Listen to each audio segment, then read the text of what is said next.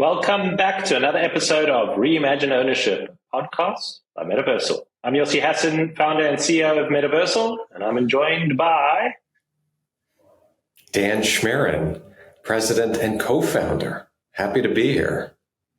I'm happy to be here too. This is the Reimagine Ownership podcast, where each week we are diving into how blockchain and Web3 technologies are transforming ownership. We'll be exploring how decentralization is shifting power from big and bad corporations to individuals, making ownership more transparent, secure, and accessible. Join us as we uncover how these innovations are changing the game and paving the way for a fairer, more equitable future. We're going to get started. Robin, our great producer, put that blurb together, and I like it, but maybe we can refine it a little bit and get it there. But we're going to be joined today by Tor Bair, a pioneer and the leader of the world of blockchain and privacy technologies. He's the CEO and co-founder of Stashh, one of the Metaversal portfolio companies and a key figure behind the secret network. Tor has been at the forefront of redefining digital ownership and privacy in the decentralized world. He's got a background spanning blockchain development, privacy solutions, and even music, and he brings a unique perspective to the evolving landscape of Web3. We're excited to dive into how blockchain is reimagining ownership and the future of decentralized economies. Tor, we've got a lot to talk about. Welcome to the podcast. Thank you guys for having me. It's a pleasure to be here with you, and always a pleasure to talk with you guys online or offline about all this fun ownership stuff and what Web3 can do to revolutionize it. It was quite the feat getting you on the podcast. How's your summer been, and what have you been up to? Shipping. Mostly. We released Stashh 2.0, so I haven't been hitting the conference circuit, which is kind of a relief, but we've been pulling our weight along. We've been pulling the community along. People are really excited about what's happening with Web3 ownership, especially the cultural aspect of Web3 ownership, even beyond the financialization. So we've seen a lot of really interesting stuff emerge, some new metas, some new exciting cultural elements. So happy to talk about everything we're seeing and everything we're trying to build to support it. We are definitely going to dive into that. But Dan, what I really like to hear when I ask someone, a founder that we've invested in, how has your summer been and where have you been? And he's like, well, heads down shipping. Nothing makes my ears ring more than hearing that. Well, let's get right into it. For our guests, not everyone knows who Stashh is and what Stashh is about. So maybe you can just start off by explaining to our listeners what Stashh is.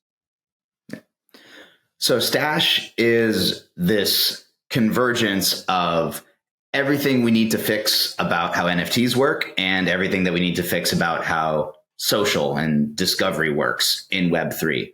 We realized that there was a big problem for both creators and collectors when it came to not just selling their work or purchasing work, not just the financial elements, but the cultural elements, these elements of discovery where everything was either siloed inside of a private Discord or Telegram, or where it was siloed blockchain by blockchain, Solana collectors not meeting Ethereum collectors, not meeting Base collectors, so on and so forth. We set out to solve the problem of social discovery. And in addition, we were looking to solve all the issues that exist with these Web2 platforms for social, where there's zero context and zero proof of ownership, which I suppose is the most relevant piece for this conversation. You go on Twitter, somebody has a PFP, but you don't know if that represents ownership of something else. It also raises questions about identity. How do I know that I'm talking to a real person who might have an on-chain reputation versus somebody who just recently created an account or purchased it off somebody else? So all the problems Stashh is trying to solve have to do with identity and ownership, have to do with permissionlessness, but also have to do with everything Web2 social tried to solve: discovery, connection, just a fluid and dynamic social experience. So when I explain the problem, then I try to at least say what it is. I mean, if you come to Stash's homepage, what you're going to see is a feed. Essentially, we are a social first NFT marketplace, minting and discovery platform. It's where you're going to do all your creating, all your collecting, and all of your discovering in one place, while breaking down as many of the silos that we can around what blockchain are you on, where have you already been active. But we also help you build a reputation over time through experience and levels, everything that you'd want to do to show that you're active in the NFT space, prove something about your identity, and most importantly, show off something about your ownership to everybody else who's part of this same global network. I want to ask the sixth grade question because Stashh has two H's at the end, which makes me think that there is an importance to the sh, which is a frequent phrase in my household as the kids run around. Tell us a little bit about the genesis of why you named the company that way. Yeah, it's worth explaining because it's something that I suppose we take too much for granted within Stashh and maybe within the Stashh community, but it's not something that's well embraced or understood outside of it, at least not yet.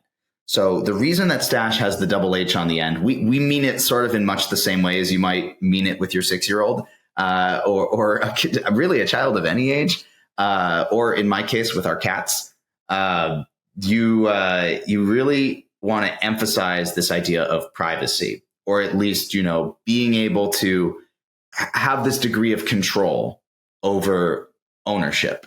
And what I mean by that is privacy is not to say like you could never tell somebody what you own. That's not what privacy means in the real world. Just think about something in your house. If you've got a piece of art hanging on the wall, what it means to have privacy in your own home means somebody comes over for dinner. They get to look at the art on your wall. You get to give them the house tour. You get to tell them when to go home. You have a degree of control, but nobody doubts whether you own the art or not. They can see it in your house. They can see it on the wall, but you're choosing how it's shared. Who can see the art? Who can know that you own it? Under what conditions? The way that things work in the physical world is how we think they should work in the online world. But with Web3, we've taken for granted that, there's this transparency problem with blockchains. Stashh does not think there needs to be a transparency problem. We think that transparency is the other side of the coin from privacy, and it's part of the solution. Having transparency means you can prove something about your ownership or prove something about your identity whenever you want to, under the circumstances you want it proven. And you can prove a little bit about yourself, a lot of bit about yourself. You can show off everything you own. You can show off just a little. So the shush in Stashh is really just about that level of permission and control. That's why we've built privacy technologies into every piece of the Stashh product, whether it's on-chain ownership or on-platform reputation or on-platform social interaction. We give a lot of choice to the users, a lot of ways to consent to other users, how they want their data to be shown, how they want their ownership to be shown. Some of that the blockchain helps with, some of it the blockchain makes a lot harder. But at the end of the day, we fundamentally believe privacy and ownership are inextricably linked. They will always be part of the same product and part of the same solution. Can we double click on that for a second? And then I want to hand the mic back to Joost. Where is the line in your mind at a macro level when we talk about privacy and anonymity? Because much of our ecosystem has been targeted by folks that are beginning to wrap their head around what Web3 represents and the opportunity that it brings to bear. And yet they get stuck on this idea of anonymity. How have you thought about that, and where does Stashh fit in?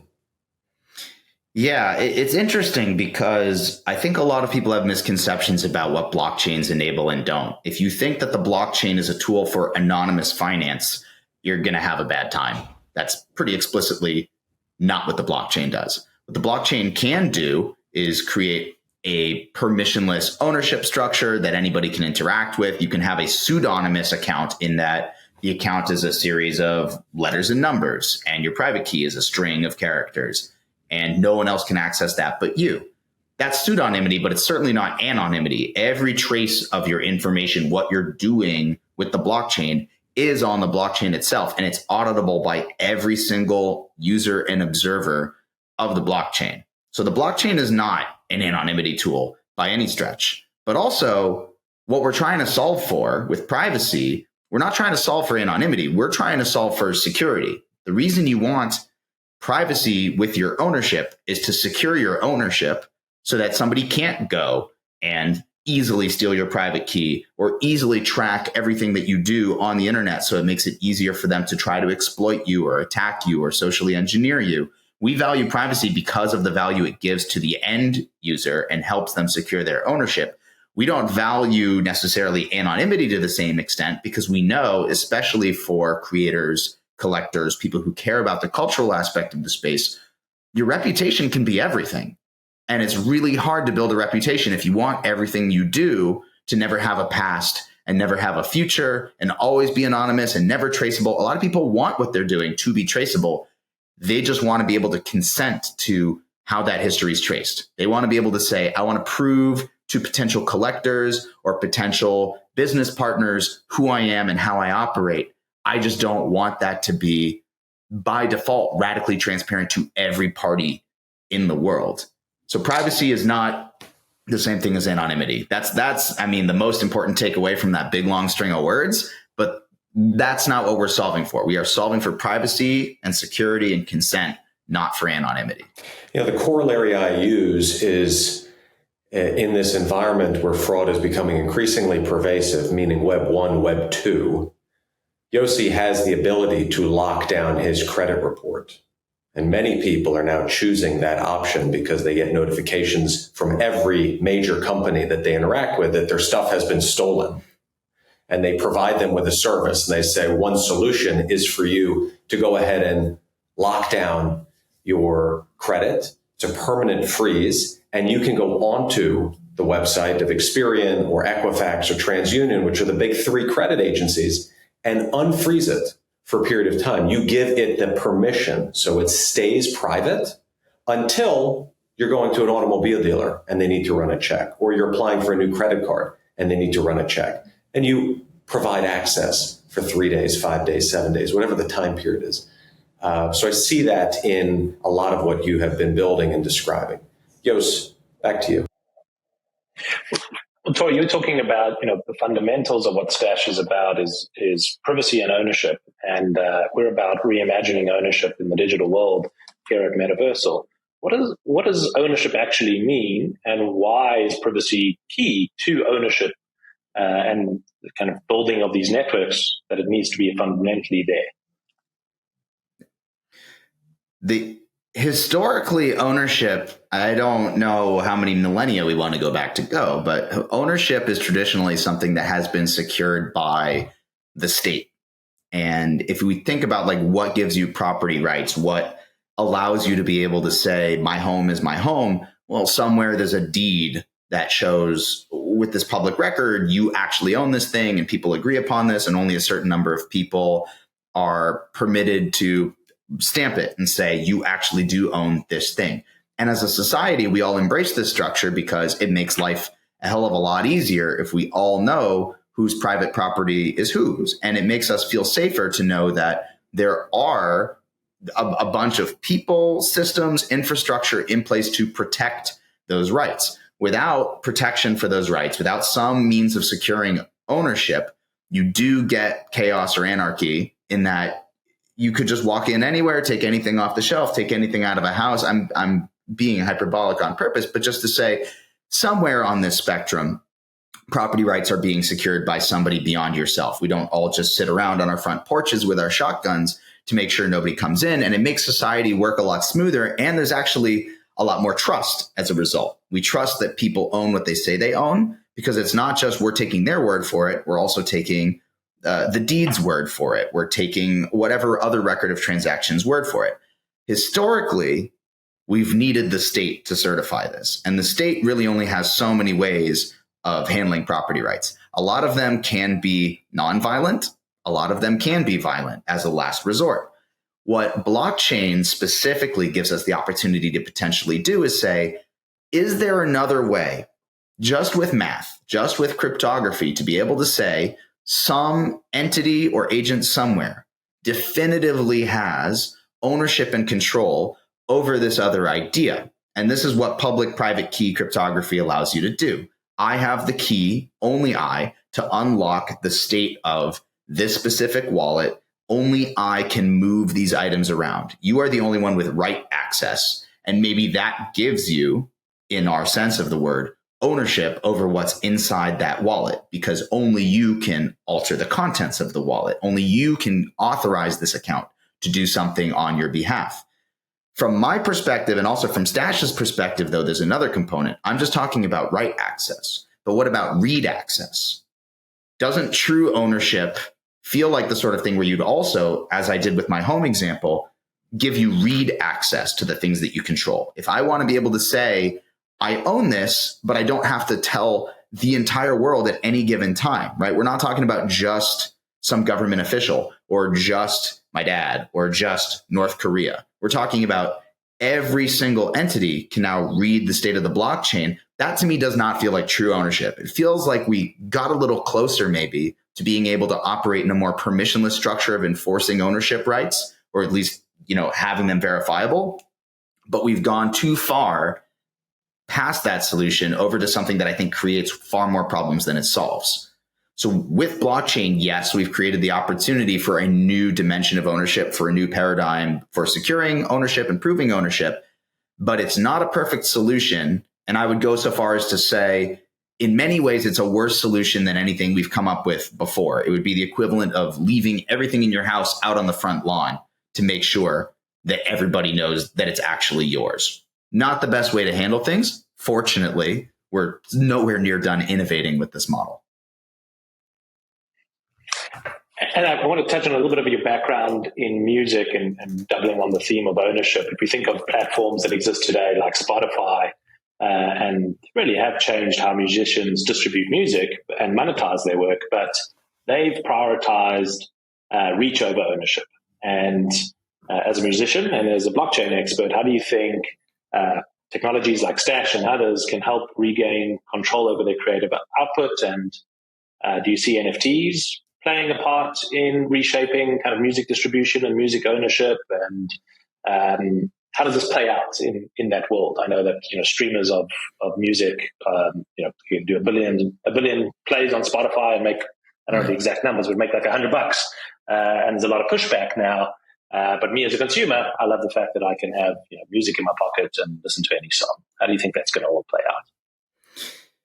So I'll start by talking about the work I've already done here. And back in 2015, I was still a graduate student at MIT, and I did my final thesis report, whatever you might want to call it, specifically on using blockchain and technology to enable the music industry and to solve all the issues with rights management and stream payouts and things like that.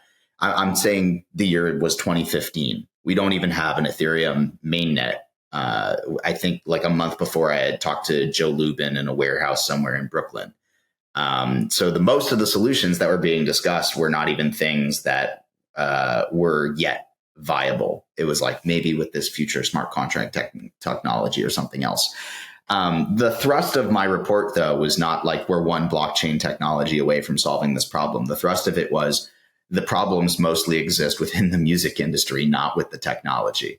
Most of these problems for not just artistic industries, but anything like finance and banking to real estate and real world assets, it comes down to a lot of the politics involved, the different stakeholders aligning interests, all these legacy systems that have entrenched middlemen and support. Like it takes a lot to nuke something that works well enough, except for the people it's supposed to, and replace it with a completely new system. It has to operate in parallel for years. You have to build trust, not just from the artists, but from with the labels and so on and so forth. And ultimately, the system that exists benefits the biggest musicians. Taylor Swift does not need to make money from her Spotify streams. It helps her dominate the discourse. It helps her sell tickets to the live shows and merchandise in other ways, but she doesn't need the streams. The small artists need the streams for discovery. They don't get paid from the streams, but it allows them at least to unlock, let's sell tickets to the shows, let's sell some merch. Maybe in this new paradigm, right? They're also selling NFTs that represent rights on their work or just at least represent some sort of a collector's edition. There's a million ways you could take it. They're the ones who need new solutions, but the new solutions don't get adopted unless the big artists say we need the new solutions. And if the big artists are dominating, if it's a power law and they're making 99% of the rewards from how the industry is currently working, well, where is the means for revolution? It's got to be bottom up, or you need someone in a position of centralized power, whether it's a label or a distribution platform like Spotify, to say, we want to embrace some different model. And in my paper back then, I said, most likely it'll have to be the streamers, somebody like a Spotify who finds themselves squeezed by the labels and squeezed by the market to say, we're going to innovate. And they're the most technology driven company. Maybe Spotify themselves will find some kind of model for using Web3 technology to better secure ownership. They offer it to the artists, then the artists embrace it. To me, without getting that kind of adoption at scale, we're talking about a 9-figure platform of daily active users on Spotify. Without that kind of scale, I don't think you're going to see the kind of artist and consumer adoption that would be required to continue innovating. But at least it's promising to see that we're still experimenting with the technologies. You have platforms, even as, today it would be Audius. Back then it was like Mycelium and Peerspace. People have been innovating forever to try to solve these problems. I wish it was just a technology problem, but the founder hat on in me and the musician hat on in me is like, I know it's more complicated than that. It's hearts and minds and it's politics. And at the end of the day, it's money too. And aren't there going to be aspects of that in each industry that is set to be disrupted or disintermediated because you have opponents, the rent-seeking middlemen that you're describing, those financial intermediaries who you're threatening to upend. And when someone's financial lifeline is upended, you shouldn't expect that they will put down their pitchfork gently, right? So it's going to be true in title insurance. It's going to be true you're talking about Spotify. Think about Michael Smith, who was recently arrested for activating tons and tons of bots to just stream his music, right? So even with technology, we know that there's more to it. Think about the art industry, traditional art, right, which is controlled in large galleries and private transactions that are opaque. So are you going to be able to upend all of that in one fell swoop? I think your assessment is right. It's going to take time. So the technology is a piece of it, but it's also human behavior and a groundswell of forces coming together, which are creators and consumers seeking to come closer together. I think about ticketing as a final example where I want to take my kids to an event and I'm paying some massive premium to the stated ticket price. The performer on stage isn't seeing any of that premium increase. The nice thing about some of these examples, especially when we talk about music industry versus finance, because you're completely right. Like every industry ultimately is structured in the same way. It's just, it works differently depending on regulations, depending on who the middleman is, depending on where the margins are. Like the path to disruption is a little bit different. There are certain industries where it's like I can say, who likes Ticketmaster? And like no hands go up. Everybody knows there's a better way, but they have this dominant model. So people are just waiting for some kind of antitrust thing to finally push through. When you say who likes the banks? Well, people know that ultimately banks are not necessarily always acting in your interest. They're acting in theirs and in their shareholders. But at the same time, they're a better alternative than putting all of your money under your mattress all the time. Only so many people are willing to hold all of their net worth in gold and crypto, or, you have to be an extreme kind of person to believe that that is the only way to exist in what is now a very global society and economy. You have to be able to interact with that system in some way. So depending on the industry, I think it's a different sort of hearts and minds approach to say, like, we need to have this and this kind of revolution. The reason why I like being able to innovate specifically on the side of culture and ownership beyond just money and ownership is no one thinks that culture works the right way. Everybody thinks it's nepotism, or everybody thinks it's dominant monopolies like Ticketmaster, or everybody hates the labels. There's just this obviousness of how much there needs to be a return to these more like grassroots communities. And those communities still exist, but they've been disempowered. So to what extent we can get these grassroots music communities or artistic communities re-embracing Web3 tech and making it clear that it's in their best interest, and making it clear this is the only way to put pressure on the centralized institutions to make change, that even if they don't embrace Web3, even if they don't understand it, this is one of the only tools left in the toolboxes for creators and collectors who genuinely care about the future of these industries and the ability of individual artists to successfully become self-sustaining. At least if they understand that, they're more willing to try something new. But if they don't even understand that this might be the only shot that they get to have that revolution with this tech in their hands and with this amount of like potentially industry support from Web3, then, we're not going to build a big enough movement or momentum to at least solve problems in the narrow industry that we've identified as being maybe more ripe for disruption, not destruction, versus making everybody into some sort of anti-bank activist and get them in the streets to make sure that, we have some sort of bloodless financial revolution. Those historically have never been bloodless. Lots to think about in that, and go deeper into, speaking about how Web3 gives people control, gives them an alternative, is what you're actually saying. And then people need to wake up to the idea that there is an alternative, that they don't need to be effectively abused by the status quo. Some of the innovations in Web3, if we talk about some of the technologies that has been developed, you've got things like fractional ownership, the ability to do that quite easily. There are a couple of other innovations in the model, but let's talk about fractional ownership and how you think that plays a part in potentially winning the hearts and minds of either the consumer and the creator, or these big industries that are looking to innovate and relinquish some of that control in the benefit of the creators.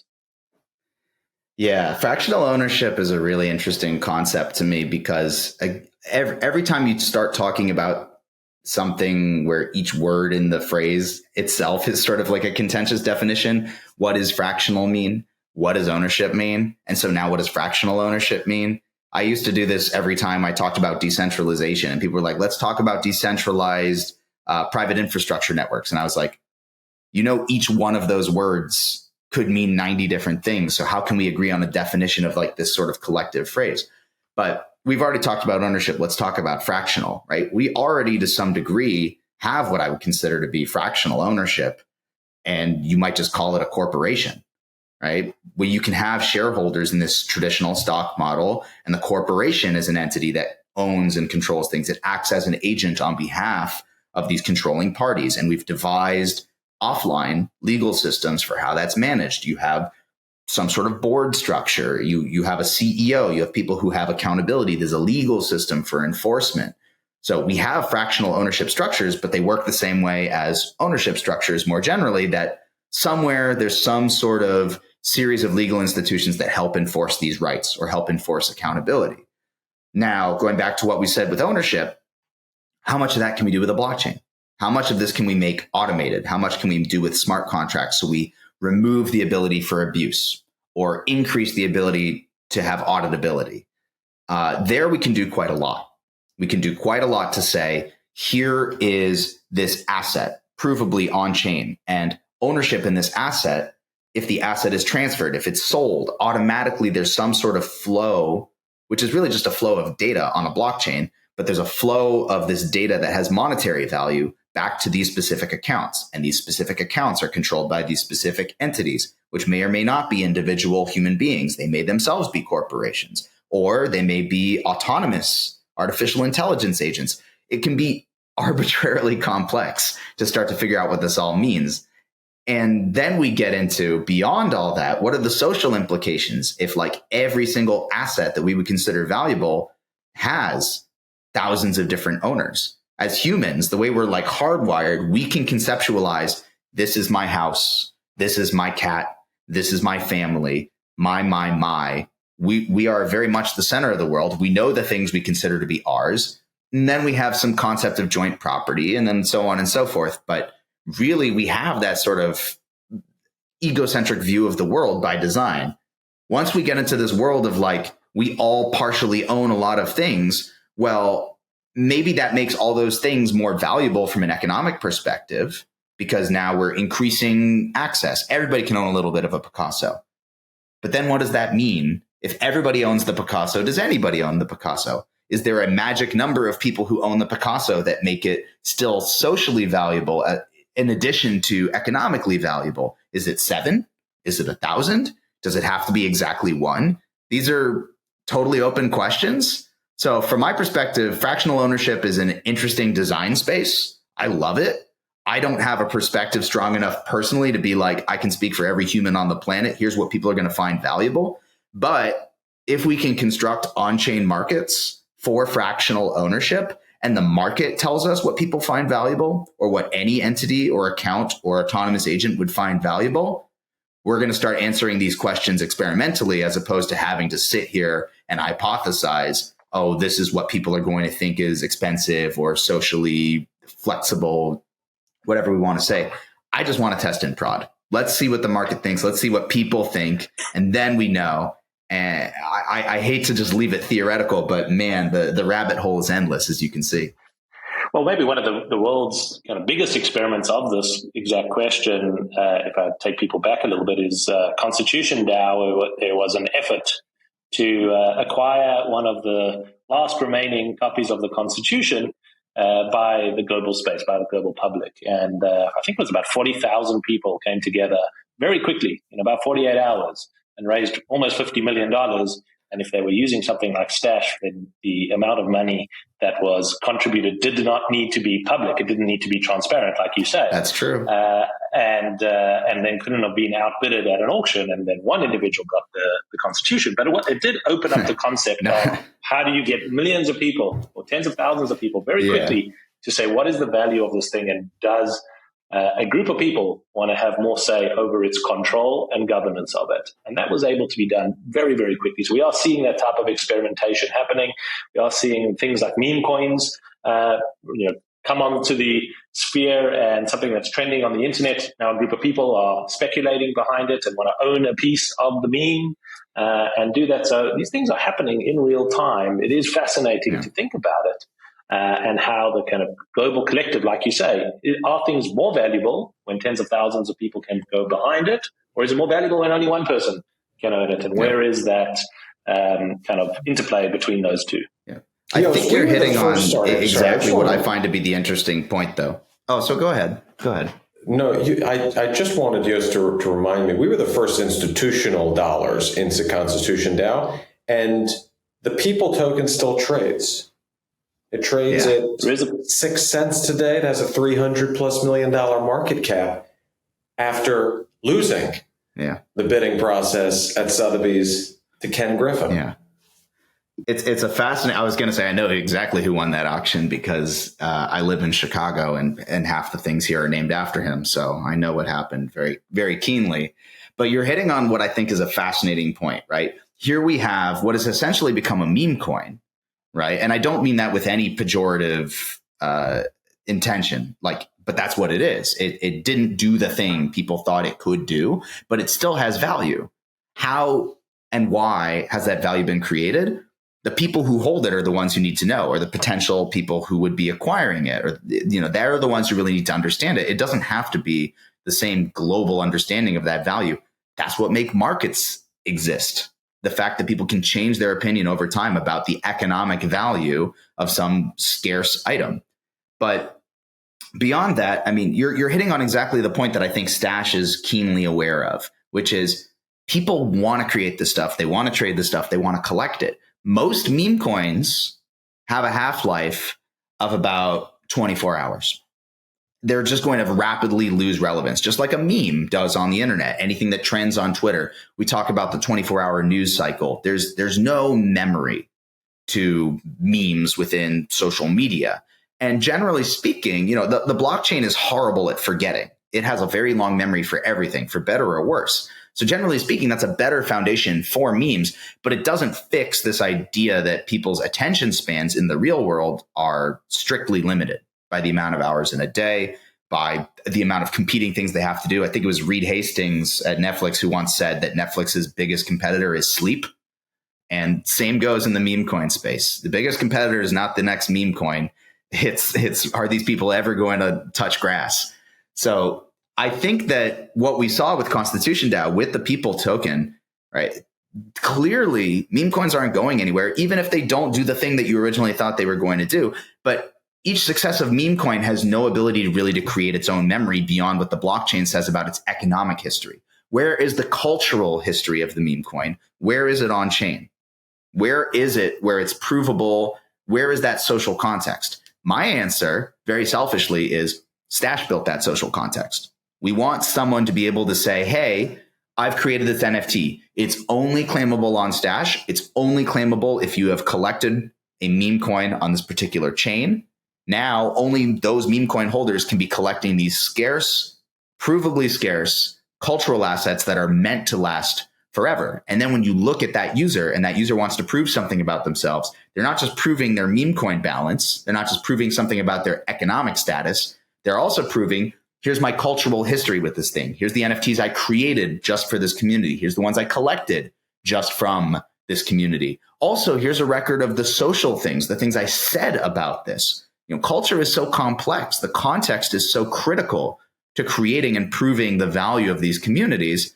I wonder if that kind of tech had existed, if Stashh had been fully mature at the time that the bidding was happening, could we not only have solved the issue of private bidding through our privacy features, could we also have solved this issue of social discoverability? Could we have built that movement even faster, even bigger, so that even if Ken Griffin knew exactly what the ConstitutionDAO was bidding, it wouldn't have helped him. He would have run out of money. You can't outbid the world, but I'd love to see him try. The way I think about what you've described, just to try and give it an analog that people can understand today, is if I was a vinyl collector way back when, and that's how I interacted with music, and I bought the Rolling Stones new vinyl comes out, the new LP comes out, I buy that, I bring over my friends, we interact with it, maybe we go and watch a concert, and this thing now has some cultural significance embedded into this piece of vinyl, but it's what I remember and the story that I tell about it. Now what we're saying is that moment is not only something that I interact with, you can bring in all that information and attach it to that piece of vinyl, a digital piece of vinyl, and prove Yossi owns this piece of vinyl. These are the 10 friends he interacted with about this vinyl. He went to go see the show. He did these 10 other things. And later on in life, 30, 40, 50 years later, someone can come and say, well, if you were one of the people who originally had this piece of vinyl, went to see a show, interacted with these 10 people, you get access to this now. This is what this enables you, because you are proving culturally that you are one of the people that were the OGs, or one of the people that did this thing, and that now has value. A group of other people may decide that has value over time, or it disappears into the ether where it has no value other than my memories attached to it. That's what you're describing in terms of this kind of social culture that can come on chain, and Stashh as a platform helping build that mechanism and that capability to be able to pull all of this information, things that are happening digitally, and bring that into an asset using NFTs as the foundation of that. So I got that right in how I've described it. I think so. Stashh is really very much a Web 2.5 sort of product. We use the blockchain for exactly what we think it's good at, which is payment rails, proving ownership, securing ownership to the extent that if it's your keys, it remains your coins, it remains your NFTs. We can't solve things like, can you prove you're a citizen of a country? That's up to the country. There's certain things that you can't solve just with a blockchain, that you need some other kind of platform. What Stashh wants to do is, can we be a platform and a product that synthesizes all of this, the ability to verify your Web 2, your offline information, to build reputation. Also to synthesize what you're telling us about your Web 3 ownership, so we can sort of match those details together. And then on platform, make it as easy as possible to create, to collect, to discover, so that we're building the biggest global community of creators and collectors, breaking down all those silos and barriers, but still in a way where, again, if you leave Stashh, you don't lose your ownership. You're losing something of your social reputation. You're losing maybe some of your community, but we can never take your assets from you. As long as we're making that guarantee, as long as we're protecting ownership and privacy, I think we have a great chance of building a long-term user base that's going to be aligned with our mission for as long as the platform is active, without needing to make a stance on any specific blockchain, just making a stance that ownership is good, permissionless ownership is good, communities are great, creators are great. The same things we're always going to say. Tor, I wanted to ask a personal question, which is, what is the first thing you remember owning, and why was it consequential to you? Wow. I remember owning a Matchbox car. I was obsessed with things that go. And I spent a lot of time on the floor building little cities. As I accumulated more of these cars, and there were certainly police and fire engines involved, lots of mashups, crashes. I have an answer for this, but I guess it speaks to my personal definition of ownership. As an 8-year-old, I started collecting Magic the Gathering cards. And the reason it felt like I owned those versus other things is I did chores. I got paid to do the chores. I went straight to the store. I bought a booster box. I opened all the packs at home. I saw the cards. Some of them I kept for my deck. Some of them I sold. And then when I sold them, it was pretty clear to me someone was willing to pay me for them. So they must have been mine.